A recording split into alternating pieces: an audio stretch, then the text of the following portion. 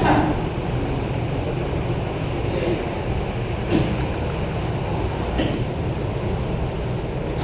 الله الرحمن الرحيم. الحمد لله رب العالمين، والصلاة والسلام على سيد الأنبياء والمرسلين وخاتم النبيين وعلى آله الطيبين الطاهرين وعلى من تبعهم ودعا بدعوتهم إلى يوم الدين.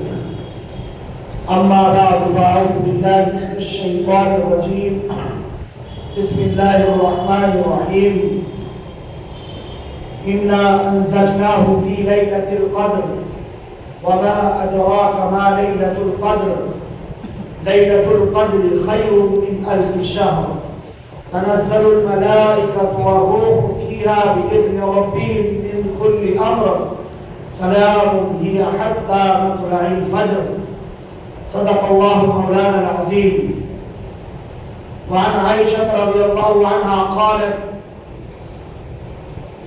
أن النبي صلى الله عليه وسلم إذا دخل العشر الأواخر شد منذره وأيقظ أهله وأحيا ليله، أو كما قال عليه الصلاة والسلام.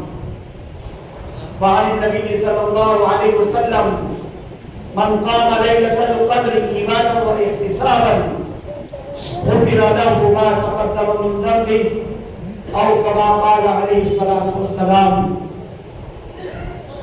وقال الله عز وجل وقال الله تعالى وذكر فإن الذكرى تنفع المؤمنين. صدق الله مولانا العظيم. حضرات گرامی قدر، آج کی رات 21ویں شب ہے رمضان المبارک کی، اور آج ہی کی شب سے اعتکاف کا عمل شروع ہوتا ہے، اور اسی آخری عشرے میں شب قدر بھی ہوا کرتی ہے۔ دو چیزیں خصوصیت کے ساتھ اللہ رب العالمین نے ہم بندوں کو رمضان کے آخری عشرے میں عطا فرمائی ہے۔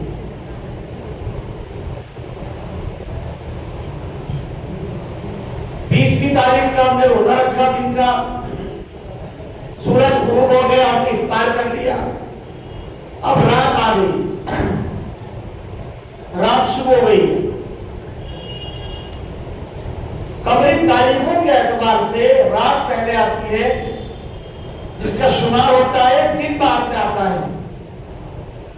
تاریخ ہماری رات سے شروع ہوتی ہے، اور وہ جو دن آنے والا دن ہے اس دن تک باقی رہتی ہے۔ چنانچہ ہم دیکھتے ہیں کہ رمضان کا جیسے ہی ہم چاند دیکھتے ہیں تو روزہ نہیں رکھتے ہیں کہ رمضان کا چاند دیکھا فوراً روزہ رکھ لیا، ایسا نہیں ہے، بلکہ رمضان کا چاند دیکھنے کے فوراً بعد ہم تراویح کا اہتمام کرتے ہیں، تراویح پڑھتے ہیں۔ کیوں؟ اس لیے کہ ہم رمضان میں داخل ہو چکے ہیں۔ اسی طرح سے 20ویں تاریخ کا ہم نے آج دن میں روزہ رکھا تھا، اس کا سورج ڈوب گیا تو 21ویں شب شروع ہو چکی، 21واں روزہ کل سے شروع ہوگا۔ جو روزہ رکھیں گے وہ 21واں ہوگا، لیکن یہ جو شب ہے یہ 21ویں ہے۔ اسی طرح سے جب رمضان کا مہینے کا آخری دن ہوگا اور ہم شوال کا چاند دیکھیں گے تو شوال کا چاند دیکھنے کے بعد ہم پہلے تراویح چھوڑ دیں گے اور اس کے بعد روزہ ترک کر دیں گے، کھانا پینا شروع کر دیں گے۔ تو اس اعتبار سے ہماری جو تاریخ ہے، قمری تاریخیں جو ہوتی ہیں، اس میں پہلے شب ہوتی ہے، اس کے بعد دن ہوتا ہے۔ یہی نظام ہر چیز کے اندر، ہر بات کے اندر جو ہے وہ معتبر ہے اور مانا جاتا ہے۔ ہم سب یقیناً اس اعتبار سے مبارکباد کے قابل اور مستحق ہیں کہ اللہ رب العالمین نے ہمیں یہ محترم اور متبرک شب عطا فرمائی ہے جو 21 25 کی شب ہے اور شب قدر ہونے کے اعتبار سے جس کی بڑی فضیلت اور جس کی بڑی اہمیت احادیث کے اندر ذکر فرمائی گئی ہے۔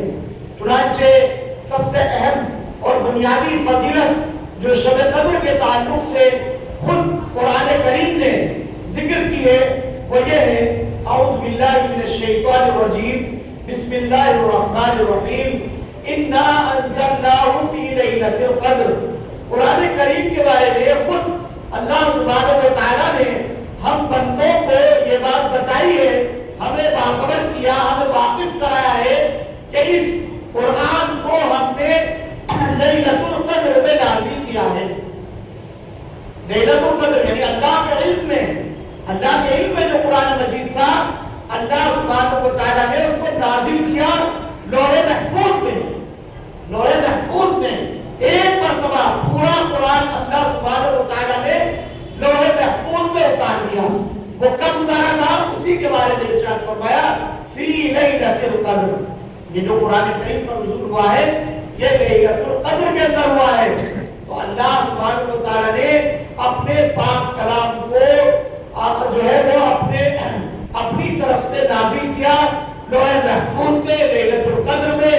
پھر آخری نبی حضرت محمد رسول اللہ صلی اللہ علیہ وسلم پر نبوت ملنے کے بعد ایک تسلسل کے ساتھ ایک طویل سلسلے سے قرآن کریم اللہ کے نبی صلی اللہ علیہ وسلم کے قلب اطہر پر نازل کیا گیا۔ یہاں ایک بات اور اہم ہے جو اس وقت میرے ذہن میں اچانک آ گئی، وہ بھی عرض کرتا چلوں کہ ہمیں اس بات کا علم ہونا چاہیے کہ اس کائنات کی ہر چیز ہمارے عقیدے کے مطابق اللہ سبحانہ و تعالیٰ کی مخلوق ہے۔ کائنات کی کوئی بھی چیز آپ اس کو لیں گے، آپ اس کا نام لیں گے، آپ اس کا تذکرہ کریں گے تو اس کے بارے میں ہمارا علم اور ہمارا عقیدہ یہ کہتا ہے کہ یہ اللہ سبحانہ و تعالیٰ کی مخلوق ہے۔ صرف اور صرف ایک چیز قرآن کریم ایسی ہے کہ جو اللہ سبحانہ و تعالیٰ کی مخلوق نہیں ہے بلکہ قرآن مجید اللہ سبحانہ و تعالیٰ کا کلام ہے۔ قرآن مجید اللہ سبحانہ و تعالیٰ کا کلام ہے۔ ایسی عظیم شان نعمت اللہ سبحانہ و تعالیٰ نے ہم بندوں کو عطا کی ہے کہ اس نعمت پر اللہ کا جتنا شکر ادا کیا جائے وہ کم ہے۔ اس لیے کہ قرآن کریم کی عظمت اور اس کی بڑائی اور اس کے تحمل کے سلسلے میں خود اللہ سبحانہ و تعالیٰ نے یہ بات ارشاد فرمائی ہے، لو انزلنا هذا القرآن على جبل لرأيته خاشعا متصدعا من خشية الله۔ اگر اس قرآن کریم کو کسی پہاڑ پر بھی نازل کر دیتے تو آپ دیکھتے ہیں کہ اس کی ہیبت اور اس کے جلال کی بنیاد پر ریزہ ہو کر کے نکل جاتا، وہ قائم نہیں رہ سکتا تھا اپنی جگہ پر۔ ایسی بھاری بھرکم کتاب ہے، ایسا کلام ہے اللہ رب العالمین کا کہ بڑے سے بڑا پہاڑ بھی اس کا تحمل نہیں کر سکتا۔ لیکن اللہ سبحانہ و تعالیٰ نے انسانوں کو ایسی صلاحیت عطا فرمائی، اللہ رب العالمین نے تحمل اور برداشت کی ایسی قوت انسان کو عطا فرمائی کہ انسان نے اس کا تحمل کر لیا، انسان نے اس کا تحمل کیا اور انسان اس کو اپنے سینے کے اندر محفوظ کرتا ہے۔ یہ کیوں ہے؟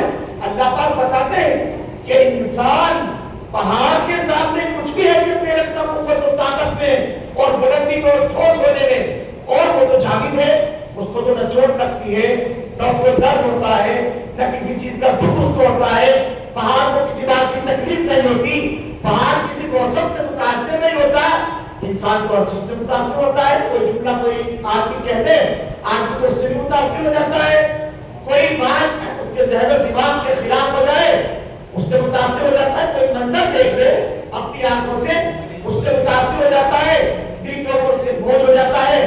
لیکن اللہ سبحانہ و تعالیٰ نے ایسی صلاحیت انسان کو عطا کی کہ انسان نے اس پاک کلام کا جو اللہ سبحانہ و تعالیٰ کا کلام ہے اس کا تحمل کر دیا۔ یہ کیوں ہوا؟ اس لیے کہ اللہ رب العالمین نے اپنے بندے کے اندر یہ صلاحیت رکھی ہے کہ وہ اس کا تحمل کر سکتے ہیں۔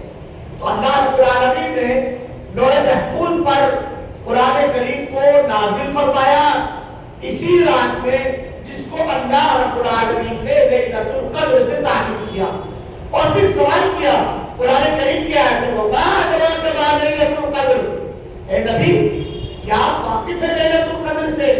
یہ لیلۃ القدر کیا چیز ہے؟ ہم نے لیلۃ القدر کس چیز کو بنایا ہے؟ ہم نے یہ لفظ اور یہ تعبیر ایک رات کے لیے، ایک شب کے لیے کیوں استعمال کی ہے، کیوں اختیار کی ہے؟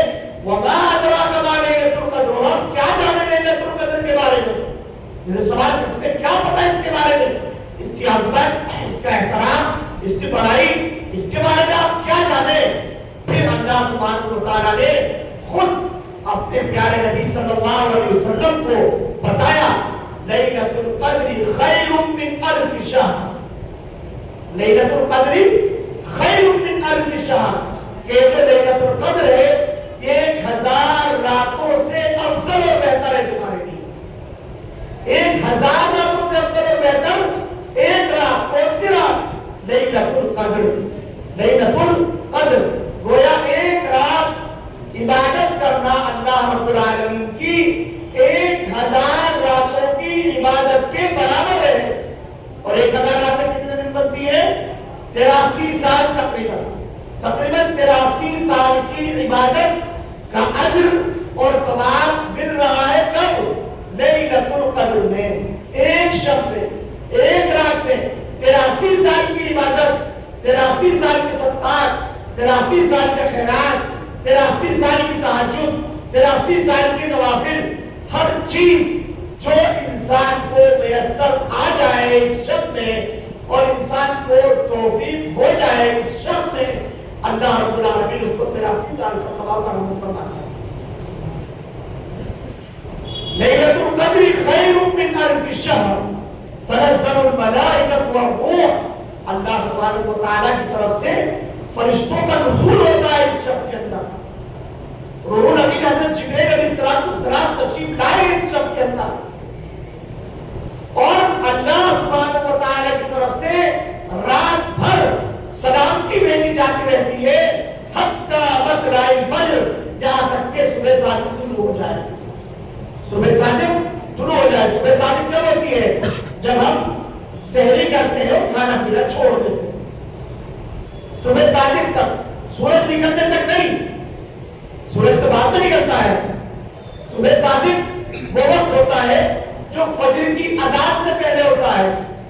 صبح صادق اس وقت تک اللہ رب العالمین کی طرف سے زمین اور آسمان میں کنیکشن جڑا رہتا ہے فرشتوں کے واسطے سے، فرشتوں کا قیامت اور رب اللہ سبحانہ و تعالیٰ کی طرف سے جاری ہے۔ یہ ہے وہ شب قدر جس کے بارے میں میں نے یہ بات عرض کی کہ ہم سب مبارکباد کے قابل ہیں کہ اللہ رب العالمین نے ہم سب کو شب قدر کے اندر داخل فرما دیا، اور آج 21ویں شب ہے جو ان 10 راتوں کی اس پورے آخری عشرے کی سب سے پہلی شب ہے۔ اس آخری عشرے کی سب سے پہلی شب ہے۔ اس آخری عشرے میں 10 راتیں آئیں گی، ابھی 21ویں تاریخ ہے، 22ویں ہے، 23ویں ہے، 24ویں ہے، یہ تاریخیں ہیں، اور ہر تاریخ کے ساتھ ایک رات آئے گی۔ فضائل کے اعتبار سے حدیث سے جو چیز ثابت ہے اور جس طرف زیادہ تر علماء گئے ہیں، جو موقف ہے زیادہ تر علماء کرام کا، وہ یہ ہے کہ شب قدر کو تام راتوں میں تلاش کیا جائے۔ شب قدر کو تام راتوں میں تلاش کیا جائے۔ تام راتیں کون سی کہلاتی ہے؟ جو عدد جو ہے وہ 1 ہے، 3 ہے، 5 ہے، 7 ہے اور 2 ہے۔ عربی کے اندر یہ جو اعداد ہے یہ تام کہلاتے ہیں۔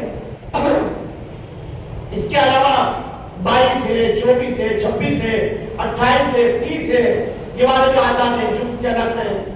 تو تام راتوں کے اندر شب قدر کے ہونے کے امکانات زیادہ ہیں۔ احادیث میں جس طرح سے فضائل ذکر کیے گئے ہیں ان میں بعض روایتوں سے 22, 24, 26 کی روایت مل چکی ہے اور علماء اس طرف بھی گئے ہیں کہ ان راتوں میں شب قدر کو تلاش کیا جائے جن میں 22, 24, 26 ہے. لیکن میں یہ عرض کر رہا ہوں کہ زیادہ تر علماء کرام کی رائے یہ ہے احادیث کے ذخیرے کو دیکھ کر اور تمام احادیث کی چھان پھٹک کے بعد وہ اس نتیجے پر پہنچے ہیں کہ زیادہ تر امکانات تمام راتوں کے اندر ہوا کرتے ہیں جن میں 21ویں, 23ویں, 25ویں, 27ویں یہ والی شبیں داخل ہیں. اس لیے اہتمام تو پورے عشرے کا ہمیں کرنا چاہیے کہ ہمیں وہ شب نصیب ہو جائے جو شب قدر ہے, جو شب قدر ہے وہی شب قدر ہمیں نصیب ہو جائے. ہر دن اس کا اہتمام کریں, لیکن جو ہمیں زیادہ اہتمام کرنا ہے, جس پہلو پر ہمیں زیادہ توجہ دینے کی ضرورت ہے, وہ اعداد ہے 21, 23 اور 25 کے اعداد جو تام عدد کہلاتے ہیں. ان میں زیادہ اہتمام ہونا چاہیے, ان میں زیادہ کوشش ہونی چاہیے. اس لیے کہ اگر ان راتوں کا ہم نے اہتمام کر دیا اور شب قدر ہو گئی تو گویا 83 سال کی عبادت کا ہمیں ثواب میسر آ گیا, ثواب ہمیں حاصل ہو گیا, 1000 راتوں کا ثواب ہمیں مل گیا کہ اللہ رب العالمین کی جانب سے شب قدر اس امت کے لیے میرے بزرگوں خصوصی عطیہ اور خصوصی اہتمام ہے. بعض صحابہ کرام اللہ کے نبی صلی اللہ علیہ وسلم سے باتیں پوچھ لیا کرتے تھے. یوں تو آپ نے پڑھا ہوگا کہ اللہ کے نبی صلی اللہ علیہ وسلم کی ہیبت اور روح و جلال اس قدر تھا کہ نگاہ اٹھا کر کے دیکھنا بھی مشکل ہوتا تھا ہم صحابہ کرام کے لیے. لیکن اللہ رب العالمین کو تکوینی طور پر اپنی شریعت بھی بندوں تک پہنچانی تھی, یہ دین ہم تک پہنچنا تھا, شریعت, مسائل, معاملات, ساری چیزیں پہنچنی تھی. اگر صحابہ کرام نہ پوچھا کرتے تو چیزیں سامنے کیسے آتی, ہمیں معلوم کیسے ہوتا. تو بعض صحابہ کرام بڑی جرأت اور ہمت کر کے سوال کرتے تھے, اللہ کے نبی صلی اللہ علیہ وسلم ہم سے پہلی جو امتیں تھیں ان کی عمریں تو بہترین ہوا کرتی تھی اور ان کو بڑا موقع ملتا تھا اللہ کی عبادت کرنے کا, اللہ کو راضی کرنے کا خوب موقع ان کے پاس ہوا کرتا تھا. اور اس امت کی عمریں جو ہیں وہ کم کر دی گئی ہیں, عمریں گھٹا دی گئی ہیں. اس لیے کہ خود اللہ کے نبی صلی اللہ علیہ وسلم نے یہ بات ارشاد فرمائی کہ میری امت کی جو عمریں ہیں وہ تقریباً 60 سے 70 کے درمیان ہیں. اس امت کی جو عمریں ہیں وہ 60 سے 70 کے درمیان ہیں. زیادہ بھی ہو سکتی ہے, 80, 90, 60 کے ہوتے پار دو, لیکن عمومی طور پر 60 سال کے بعد 60 سے 70 کے بیچ میں آدمی رخصت ہو جاتا ہے. تو اللہ کے نبی صلی اللہ علیہ وسلم ہمیں ہمارا نقصان ہو گیا اس کے اندر. یعنی یہ صحابہ کرام کا ایک خاص انداز اور طریقہ ہے. دنیا میں زیادہ رہنا مقصد نہیں تھا کہ دوسرے لوگ, دوسری قومیں 3 دن تک دنیا کے اندر رہی اور ہمیں بہت کم موقع ملے گا دنیا کے اندر رہنے کا. ہم زیادہ کھیتی کرتے, کھیتی باڑی کرتے, ہم دنیا کو بہت زیادہ آباد کرتے, ہم دنیا کے اندر ترقیات کرتے, ہم آگے بڑھتے, بچانے ہم کیا کیا کرتے. جی نہیں, اس طرح کا کوئی منشا, کوئی مقصد کسی صحابی کے بارے میں نہیں تصور کیا جا سکتا. تصور کس چیز کا ہے؟ وہ یہ ہے کہ اللہ کے نبی صلی اللہ علیہ وسلم اعمال کے اعتبار سے ہم پیچھے رہ جائیں گے, ان کو اعلیٰ جنتیں ملیں گی, وہ بہت آگے بڑھ جائیں گے. ہماری عمریں کب ہے, ہمارے اعمال کب رہیں گے, ہم جنت سے پیچھے رہ جائیں گے. تو ایک لالچ اور طمع اندرون میں کہ کس طرح سے ہم آگے بڑھیں, کس طرح سے ہماری زندگیوں میں نیکیاں زیادہ ہو, بکثرت ہو, تو اس کی تلافی کے لیے اللہ سبحانہ و تعالیٰ نے اس امت کو اس طرح کے موقع عنایت فرما دیے کہ 1 سال کی عبادت کا ثواب 83 سالہ زندگی کے برابر کر دیا گیا. 1 سال کی عبادت کا ثواب بڑھا کر کے اتنا کر دیا. اب آپ اندازہ لگائیے کہ اگر کسی آدمی کو زندگی میں کئی شب قدر میسر آ جائے تو نور علی نور, اس کے تو کیا ہی کہنے, کیسا اس کو پہنچے گا, کیسا ثواب اس کو ملے گا, کیسا اس کے لیے کیوں کے اندر اضافہ ہوگا. خوب اللہ رب العالمین پڑھا کر کہتا فرماتے ہیں. اسی طرح سے رمضان کے بارے میں آتا ہے, ایک فرد کا ثواب 70 فردوں کے برابر کر دیا جاتا ہے. اور نفل کا ثواب فرضوں کے برابر بڑھا دیا جاتا ہے. یہ کیوں ہوا؟ یہ بھی اسی لیے تاکہ اس امت کے افراد کم وقت میں زیادہ نیکیاں کما سکیں اور اللہ رب العالمین کو راضی کرنے کے لیے، خوش کرنے کے لیے ان کو اس طرح کے مواقع کسی نہ کسی صورت میں میسر آ جائے. تو شب قدر اللہ سبحانہ و تعالیٰ کی جانب سے عطا کردہ عظیم الشان نعمت ہے. جس طرح سے دیگر نعمتیں تھیں، انہی نعمتوں میں سے بڑی نعمت شب قدر کی صورت میں اللہ پاک نے عطا فرما دی. ورنہ تو جو رمضان کا مہینہ ہے یہ پورا کا پورا مہینہ برکتوں کا مہینہ ہے، یہ تسلسل ہے. لیکن تسلسل میں بھی آپ دیکھیں گے کہ پہلا عشرہ گزرا، دوسرا عشرہ گزرا، جس کے بارے میں علماء نے لکھا ہے پہلا عشرہ رحمت کا ہے، دوسرا عشرہ مغفرت کا ہے اور تیسرا عشرہ جہنم سے خلاصی کا عشرہ ہے. اللہ سبحانہ و تعالی جہنم سے بندوں کو خلاصی عطا فرماتے ہیں. آخری عشرے میں اس کے اندر اضافہ کر دیا جاتا ہے اللہ رب العالمین کی جانب سے. وہ جاتے جاتے رمضان کا مہینہ ختم ہوتے ہوتے اللہ سبحانہ و تعالیٰ کی رحمتیں جو ہے وہ موسلادھار بارش سے بھی کہیں زیادہ دیر اپنے بندے پر نازل ہو رہی ہے کہ کم از کم اگر کسی بندے سے 2 عشروں میں شروع کے 20 دنوں میں غفلت ہو گئی ہے، وہ اب اپنی اصلاح کرے اور اب فکر مند ہو جائے اور کم از کم اپنے اللہ کو راضی کرنے کے لیے وہ تو چل جائے. میں نے آغاز میں حدیث پاک کی تلاوت کی تھی. ام المؤمنین حضرت عائشہ صدیقہ رضی اللہ عنہا فرماتی ہیں کہ جب رمضان کا آخری عشرہ داخل ہوتا تھا، اللہ کے نبی صلی اللہ علیہ وسلم اعمال کے لیے بالکل کمر کس لیا کرتے تھے اور آپ صلی اللہ علیہ وسلم راتوں کو زندہ کیا کرتے تھے، راتوں کو جگا کرتے تھے اور اللہ کے نبی صلی اللہ علیہ وسلم ان راتوں میں اپنے اہل و عیال کو بھی جگایا کرتے تھے. 3 باتیں بطور خاص اما عائشہ رضی اللہ عنہا نے اس موقع پر ذکر فرمائی ہے. 3 باتیں فرمائی ہیں. شد من ذرہ، اس کے بارے میں علماء نے لکھا ہے کمر کس لینا آدمی کا. جیسے آدمی کہتے ہیں بڑا کام کرنے کے لیے بالکل کمر بند ہے، کمر کس لی اس نے، اب بیڑا اٹھا لیا ہے، اس نے اس کام کو کر کے چھوڑے گا، وہ بیچ میں نہیں چھوڑے گا، اب اس کو انتہا تک پہنچا کر کے رہے گا، اب اس کا خاتمہ کرے گا. لگتا ہے فلاں نے کمر کس لی ہے اس کام کو انجام دینے کے لیے. اسی مفہوم کو ادا کرنے کے لیے یہ لفظ استعمال کیا گیا شد من ذرہ. آپ اندازہ لگائیے اللہ کے نبی صلی اللہ علیہ وسلم دعا فرما رہے ہیں رجب کے مہینے میں اللہم بارک لنا فی رجب و شعبان وبلغنا رمضان. اے اللہ رجب کے مہینے کا چاند آپ نے ہمیں دکھایا ہے، رجب اور شعبان کے مہینے میں برکت عطا فرمائیے اور ہمیں رمضان تک پہنچا دیجئے، رمضان تک ہمیں پہنچا دیجئے. آقا صلی اللہ علیہ وسلم رجب کے مہینے سے دعا فرما رہے ہیں رمضان کے مہینے نصیب ہو جائے اور پھر رمضان کے ابتدائی دنوں میں آپ صلی اللہ علیہ وسلم اہتمام فرماتے عبادات کا. اس اہتمام کو تصور کیجئے، پھر اس بات کا تصور کیجئے کہ حدیث پہ لفظ استعمال کیا گیا شد من ذرہ، کمر کس لیا. آخر کون سی کمی رہ جاتی ہوگی جو آپ صلی اللہ علیہ وسلم ابتدائی 2 عشروں میں نہیں کرتے ہوں گے؟ کیا یہ عمل حضور اکرم صلی اللہ علیہ وسلم کا اپنے لیے تھا؟ کیا احادیث ہمیں بتاتی ہے کہ ہم خوش ہو جائیں ہمارے نبی تو ایسے تھے جو رمضان میں ایسے سے عبادت کیا کرتے تھے اور آخری عشرے میں تو وہ ایسے سے کیا کرتے تھے؟ کیا آپ صلی اللہ علیہ وسلم کی صلاح بیان کرنے کے لیے اور آپ صلی اللہ علیہ وسلم کے کمالات بیان کرنے کے لیے یہ باتیں ہیں؟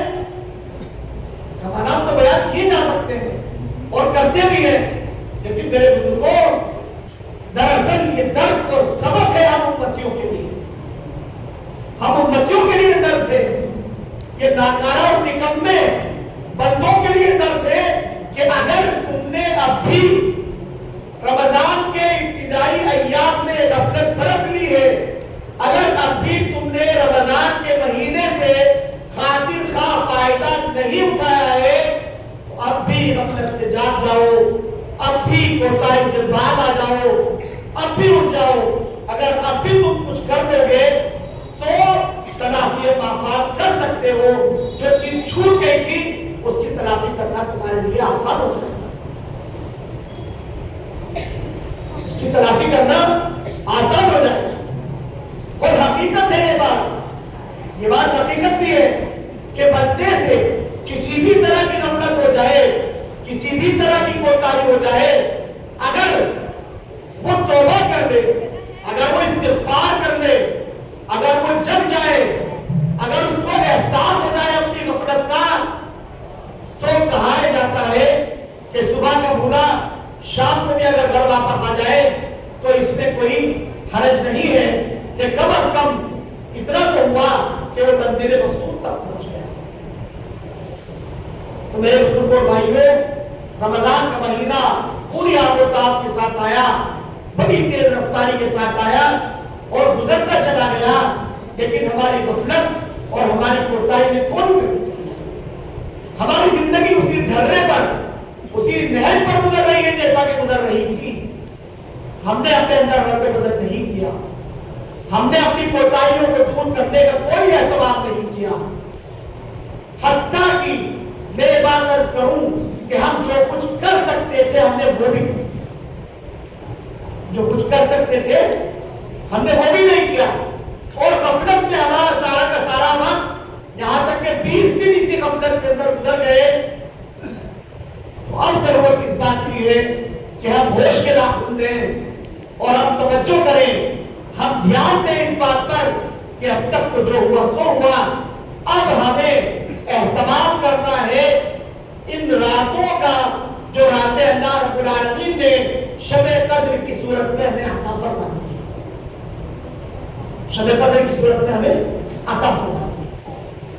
मेरे बुजुर्गों, कुरान करीम ने लैलतुल कद्र खैरुम मिन अल्फ शहर कह करके बहुत लगा दिया इस बात पर, 1000 रातों की इबादत से अफजल एक रात है अगर किसी बंदे को रात मुयस्सर आ जाए। अब आप अंदाजा लगाइए, हमारा दिल चाहता है कभी कभी कि काश ये तय हो जाता कि शब-ए कद्र को 23 रमजान को होगी, मिसाल को, या 22 को होगी, 25-26 को होगी। एक दिन अल्लाह ये तय कर देते कितना मजा आ जाता। लगता तो ऐसा ही है कि मजा आ जाता, एक दिन तय हो जाता, एक दिन मुतय्यर हो जाता, खूब जागते, खूब इबादत करते, खूब मेहनत करते, मस्जिद में जाके पढ़िया डाल देते, मस्जिद में पढ़े रहते, एहतिकाफ कर लिया करते उस दिन का, उस दिन खूब सदका खैरात करते, खूब फला फला किया करते। ऐसा तो सब होता है, हम बंदे हैं, अपनी अकेली चीज करते हैं कि हमारा नफा ज्यादा किसमें है। ऐसा हमें महसूस होता है कि हमारा नफा इसके अंदर था कि एक रात मुतय्यन हो जाती, जैसे रमजान के बारे में मुतय्यन है, एक महीना पूरा रोजा रखना है, मुतय्यन है, मजा आ रहा है, अल्लाह ने तारीफ कर दी। अगर अल्लाह की तरफ से ये होता कि भाई 29 या 30 रोजे हर साल तुम्हें रखने तुम्हारे ऊपर फर्ज है, पूरा साल गुजर जाया करता, रोजे रखना नसीब ना होता, पूरा साल गुजर जाया करता, रोजे नसीब ना होते। क्यों? इसलिए कि अंदाजा लगा सकते हैं, हम कभी सफर पर है, रोजा छूट गया, कोई बीमारी है, कोई उज्र है, रोजा छूट गया। हम सबको इस बात का तजुर्बा होता रहता है, सच्चे दिल से हम इस बात को कह सकते हैं कि एक रोजा जो हमसे छूट जाए वो रखना मुश्किल हो जाता है पूरे साल। तो क्या 30 रोजे रख पाते? यकीनन मुश्किल होती है, 30 रोजे रखना दुश्वार हो जाता, लेकिन अल्लाह ने मुतय्यन कर दिया इस पूरे महीने में, या अय्युहल्लज़ीना आमनू कुतिबा अलैकुमुस्सियाम कमा कुतिबा अलल्लज़ीना मिन क़ब्लिकुम लअल्लकुम तत्तक़ून।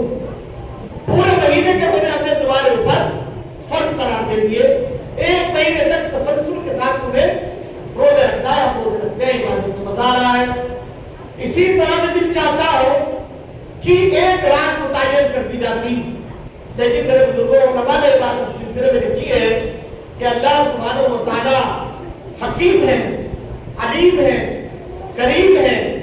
अल्लाह सुब्हानहू व तआला से ज्यादा इंसान की तबीयत, उसके मिजाज और उसकी फितरत से कोई वाकिफ नहीं है। खुद अल्लाह ने ऐलान किया, अला यअलमु मन खलक व हुवल लतीफुल खबीर। अला यअलमु मन खलक, अपनी मखलूक के बारे में अल्लाह से बेहतर कोई जानने वाला नहीं है, वो हुवल लतीफ اللطیف الخبیر، وہ لطیف ہے، خبیر ایکسپرٹ ہے، وہ ہر چیز سے باخبر واقف ہے.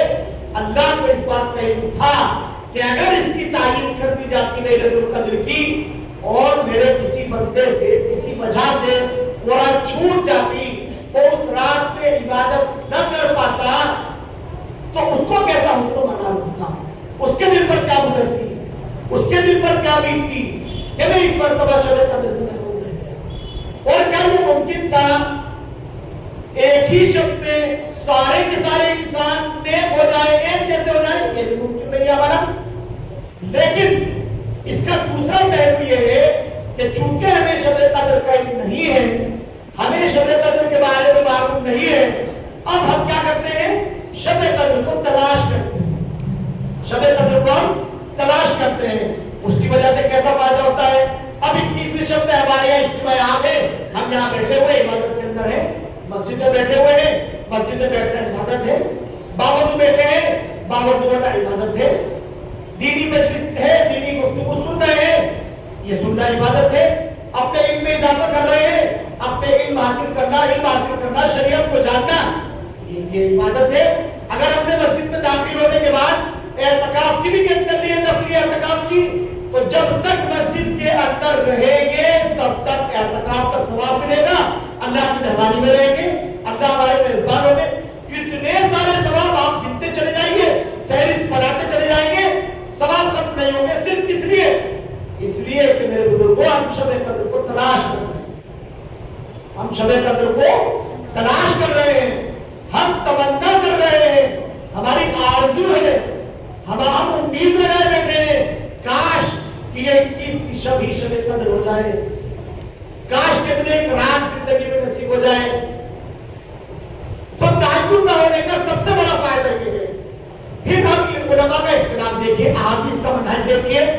21 کو بھی بتا دیا بعض روایتوں میں، اور بعض اقوال سے پتہ چلا کہ 22 میں بھی ہو سکتی ہے، 24 26 میں بھی ہو سکتی ہے. اب جس بندے کو جتنا زیادہ لالچ ہوگا، جو جتنا زیادہ شوقین ہوگا، جس کو اپنے آپ کو بنانے کی جتنی زیادہ فکر ہوگی، جو اپنے اللہ کو راضی کرنے کے لیے جتنا فکر مند ہوگا، وہ 21 میں بھی جاگے گا، 22 میں بھی جاگے گا، 23 میں بھی جاگے گا، 24 میں بھی کوشش کرے گا. کیا پتہ 21 میں ہو جائے، کیا پتہ 22 میں ہو جائے. تو اس کو راز میں رکھنے سے، اس کو شب قدر کو راز میں رکھنے کے اتنے فوائد ہیں کہ ہم انسان اس کو شمار نہیں کر سکتے. بس یہ اللہ رب العالمین کی مصلحت ہے، اس کی حکمتیں ہیں. اپنی حکمت سے اس نے شب قدر کو مخفی رکھا ہے اور پوشیدہ رکھا ہے. اما عائشہ رضی اللہ عنہا نے معلوم کیا کہ میرے آقا اگر مجھے احساس ہو جائے اس چیز کا اور علم ہو جائے کہ آج شب قدر ہے تو میں کیا کروں. اللہ کے نبی صلی اللہ علیہ وسلم نے بہت اچھی دعا تعلیم فرمائی، وہ دعا ہم سب کو یاد ہونی چاہیے. اللہم انکا عفو تحب العفو فاعف عنی. پڑھیں گے ایک مرتبہ سب میں، اللہم انکا عفو تحب العفو فاعف عنی. یہ دعا اللہ کے نبی صلی اللہ علیہ وسلم نے تعلیم فرمائی کہ اگر تمہیں احساس ہو تو اس دعا کا دل کرنا، اس دعا کو مانگنے کا اہتمام کرنا. یہ اللہ پاک صاف ہے، عفو درگزر کرنا آپ کی ذات ہے، آپ پہچان ہے، آپ کی شناخت ہے.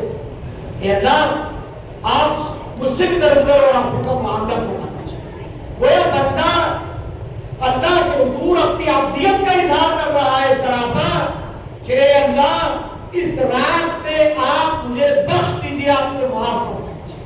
یہ دعا اللہ کے نبی صلی اللہ علیہ وسلم نے تعلیم فرمائی. یہ دعا ہم سب کو یاد ہونی چاہیے، انہی الفاظ کے ساتھ یاد ہونی چاہیے. بعد میں اس میں ایک لفظ کا اضافہ کرتے ہیں، اللہم انکا عفو کریم تحب العفو فاعف عنی. لیکن یہ جو لفظ کریم ہے یہ حدیث سے ثابت نہیں ہے. اللہم انکا عفو کریم، لفظ کریم جو یہاں پر ہے یہ اضافہ ہے، یہ حدیث میں لفظ نہیں ہے. حدیث میں لفظ کتنا ملتا ہے؟ اللہم انکا عفو تحب العفو فاعف عنی.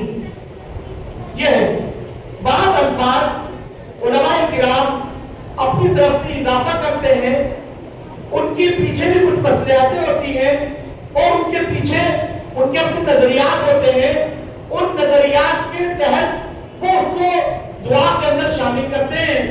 چنانچہ اگر ہم الفاظ کے ساتھ میں دعا مانگتے ہیں تو اس میں کوئی حرج کی بات نہیں ہے، لیکن ہمیں اس بات کا علم ضرور ہونا چاہیے کہ یہ سنت سے ثابت ہے یا سنت سے ثابت نہیں ہے، اس کا علم ہونا چاہیے، پتہ ہونا چاہیے۔ یہ نہ ہو کہ ہم اس کو حدیث سمجھ رہے ہیں، حدیث سمجھ کر کے بیان کر رہے ہیں، تو کوئی حرج نہیں ہے اگر ہم نے یہ لفظ یاد کر لیا ہے کہ میں نے کہا کریم یا کریم، آپ بعد میں ایک لفظ اس کے اندر اضافہ کریں، یہ ضروری نہیں ہے، لیکن اتنا بھی ضرور ہونا چاہیے کہ یہ لفظ حدیث سے ثابت ہے اور یہ والا لفظ حدیث سے ثابت نہیں ہے۔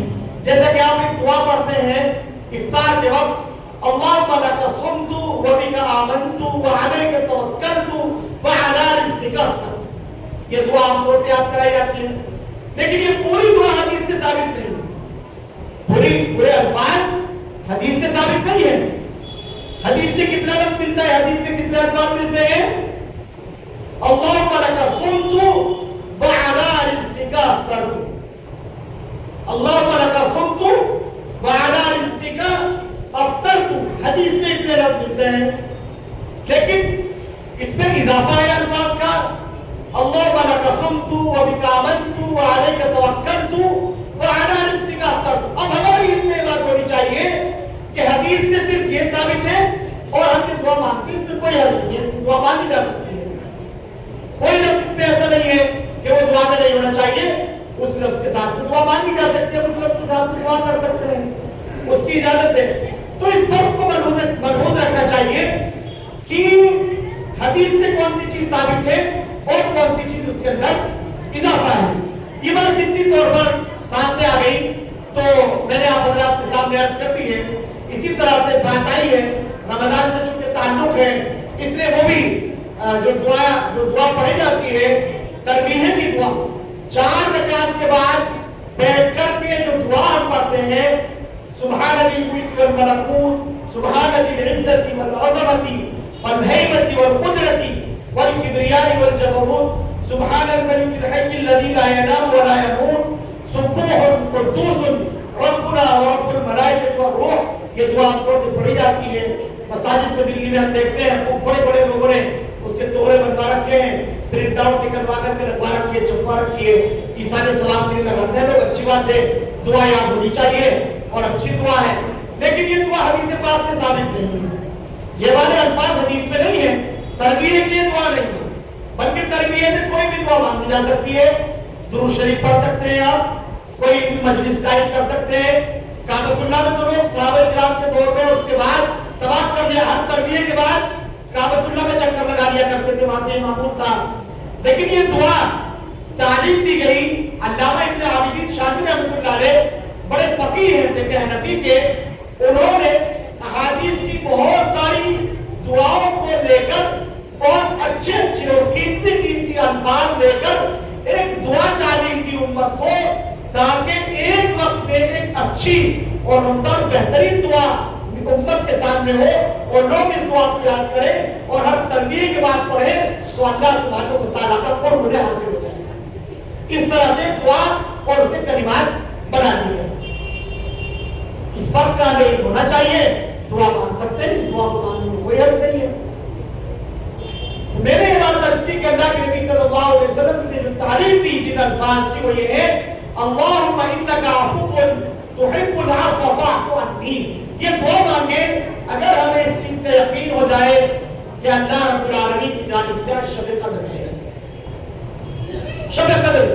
تو جب ہمیں یہ بات بتا دی گئی کہ شب قدر کے تعجب کو اللہ سبحانہ و تعالیٰ نے صیغہ راز میں رکھا ہے، وہ مخفی ہے، وہ ہمیں بتایا نہیں گیا ہے، تو پھر ہمیں کیا کرنا ہے؟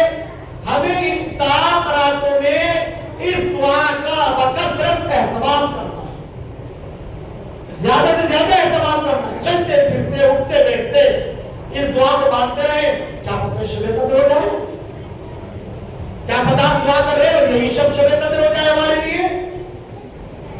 تو اسی طرح سے 22، 24، 26 کی جو راتیں آئیں گی، آپ ان حدیث دعا کا اہتمام کر سکتے ہیں، ان میں بھی آپ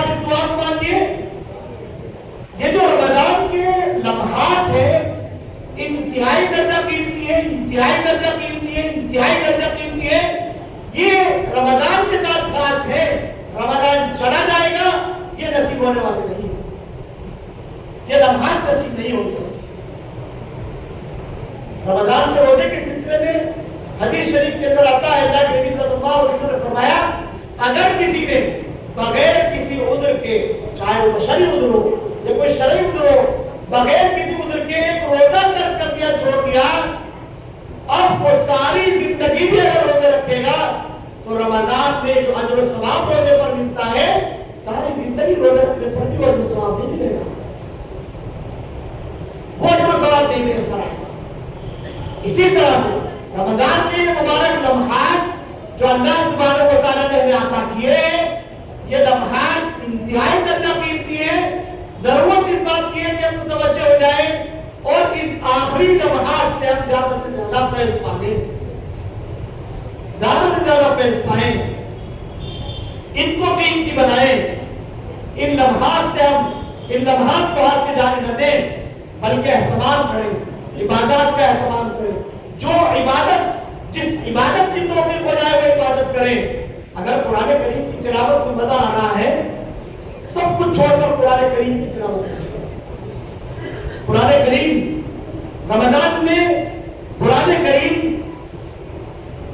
کریم کو رمضان سے خاص نسبت ہے. شہر رمضان الذی انزل فیہ القرآن، اسی مہینے میں رمضان میں قرآن کریم نازل کیا گیا اللہ کی طرف سے. یہ جشن قرآن کا مہینہ ہے، رمضان کا مہینہ قرآن کریم کی سالگرہ ہے. جتنا ہو سکے قرآن کریم سے ہم اپنے آپ کو مربوط کر لیں، جتنا زیادہ ہو سکے قرآن کریم سے اپنا تعلق اور رشتہ مضبوط کریں، اس لیے کہ مہینہ قرآن کا مہینہ ہے. میں پڑھ رہا تھا حضرت مولانا شمس الدین تھانوی رحمۃ اللہ علیہ کے ملفوظات میں، انہوں نے یہ بات فرمائی کہ رمضان میں جب مہینہ آتا ہے اور والدین آتے ہیں سنوں کو تصوف کے مراحل طے کرنے کے لیے، اپنی اصلاح کے لیے لوگ آتے ہیں، میں سارے اوراد اور دیگر معاملات بتانے کے بجائے کوشش اس بات کی کرتا ہوں کہ قرآن کریم کی تلاوت میں لگا دوں اور زیادہ سے زیادہ قرآن کریم کی تلاوت کی جائے. اس لیے کہ قرآن کریم کی تلاوت منصوص ہے، اس کی عبادت نفس سے ثابت ہے. قرآن کریم کی عبادت تو کیوں نہ اس عبادت کو ہم اختیار کریں جو ثابت شدہ عبادت ہے. قرآن کریم کی تلاوت میں اگر ہمارا دل لگ رہا ہے اور مزہ آتا ہے قرآن کریم کی تلاوت میں تو قرآن کریم کی تلاوت کرے. کوئی تسبیح کوئی ذکر کر سکتے ہوں، اس ذکر کے اندر اپنے آپ کو مشغول کر لیں. اپنی قضائے عمری زندگی بھر کی قضا نمازیں جو چھوٹ گئی ہیں ان کو ادا کرنا چاہتے ہو، رات کو جگ کر کے اپنی ان نمازوں کو ادا کر لیں.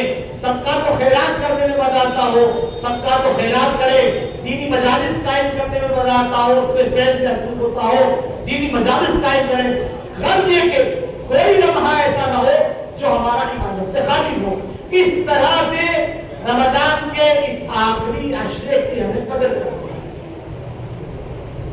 اس طرح سے قدر کرنی ہے. اگر اس آخری عشرے میں بھی ہم محروم رہ گئے تو حدیث شریف کے اندر آتا ہے کہ رمضان کا محروم تو محروم ہی ہے، اس کی محرومی کوئی دور نہیں کر سکتا جو رمضان کے اندر بھی محروم رہ گیا. جو رمضان میں بھی اپنی زندگی نہ بنا سکا، جو رمضان میں بھی اپنے رب کو راضی نہ کر سکا، جو رمضان میں بھی اپنی مغفرت کے فیصلے نہ کرا سکا، جو رمضان میں بھی جنت میں جانے کے فیصلے نہ کرا سکا، جو جہنم سے خلاصی رمضان میں بھی نہ کرا سکا، آخر کب پر آئے گا؟ اس کے لیے اور کون سا موقع آئے گا؟ رمضان کا موقع قیمتی موقع ہے، اس کو ہاتھ سے جانے نہیں دینا ہے. اور اس کے لیے کوئی بہت ہاتھی گھوڑے جوڑنے کی ضرورت نہیں ہے، بڑے اخراجات کی ضرورت نہیں ہے، بڑے جو ہے وہ جشن منانے کی ضرورت ہے، کچھ بھی کرنے کی ضرورت نہیں ہے.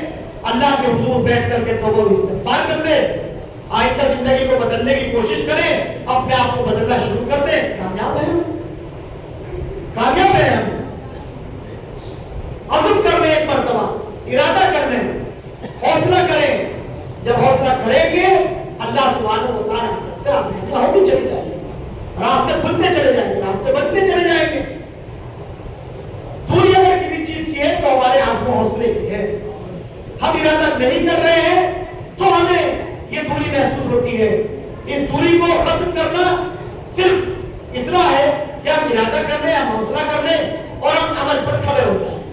ہم عمل کرنا شروع کر دیں، اپنی فراغت کو اپنے مشاغل کو، اپنی تمام چیزوں کو ترک کریں، آگے پیچھے کریں، اور رمضان کے اس مہینے کی جس طرح سے قدر ہو سکتی ہو اس طرح سے اس کی قدر کریں، تو یقیناً ہم اس رمضان سے فیض پانے والے ہیں، فائدہ اٹھانے والے ہیں۔ تو شب قدر شروع ہو چکی ہے، آئندہ یہ راتیں بھی باقی ہیں۔